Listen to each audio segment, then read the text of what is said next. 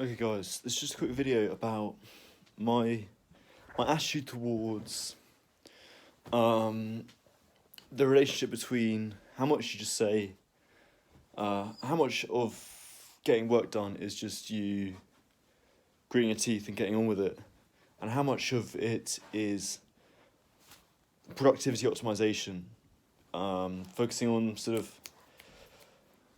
softer things like how well your sleep is,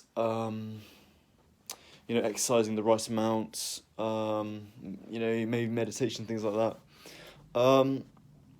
So for a long while, I kind of had the rather traditional stiff upper lip approach of just grit your teeth and get the work done no matter what. And that's a great attitude. I think a lot of people don't have that attitude, and they really need to. No matter how you feel, like do the hard work, especially when you don't feel like it. Kind of mentality, sort of Andrew Tate thing. Doesn't matter how little sleep you get. It doesn't matter what's going on in your life. You just have to get the work done, and that's certainly true. However, I have found recently that there is something in. I have set my life up in ways that makes it very difficult to work effectively. So, in the first place, and if all I'm really caring about is just the amount of work done, then really the best thing I can do is optimize that to begin with. So I'll give you an example. So my kind of gym routine over the past few months has been like, I've just like a typical day, right? Absolutely massacre myself in a workout, get on a bus, got some sort of food that I chuck in the microwave, taking on a fuck ton of calories to recover from the gym. Now my body's tired because of, it's rest and digest. In my body's head, it's like I've just killed a deer and, I'm eating it. And now it's telling me I'm sending myself to work. So anyway, I'm very sleepy after I'm working out, and I've eaten a lot, so can't really focus. If you eat, like, it's mad how poorly you focus if you don't eat. If you eat too much, it's amazing. And yeah, I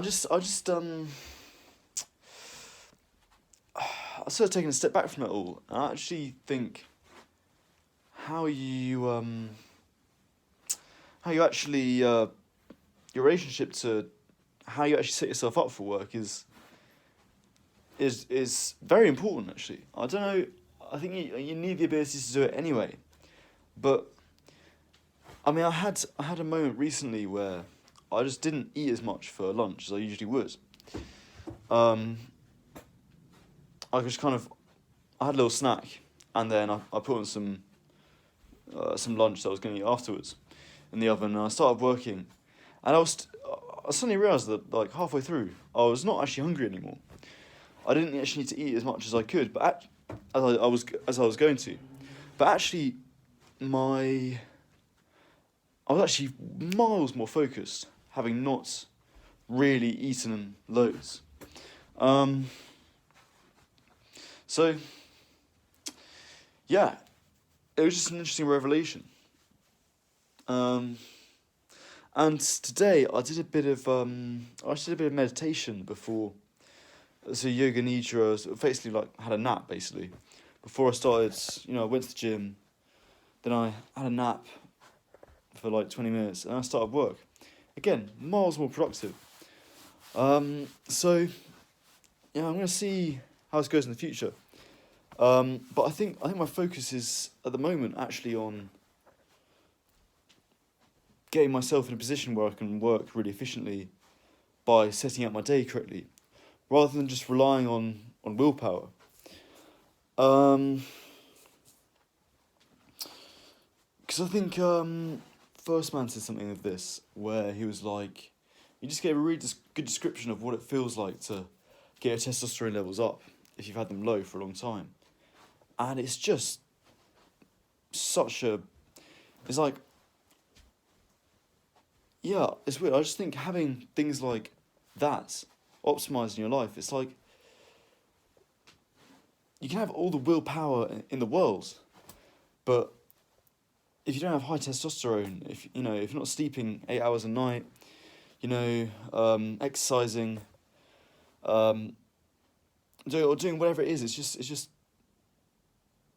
you just don't. It's weird. You get yourself in a position where you don't really need willpower, and again, you do need it. So it's a bit of a conundrum. Is what I'm trying to get at.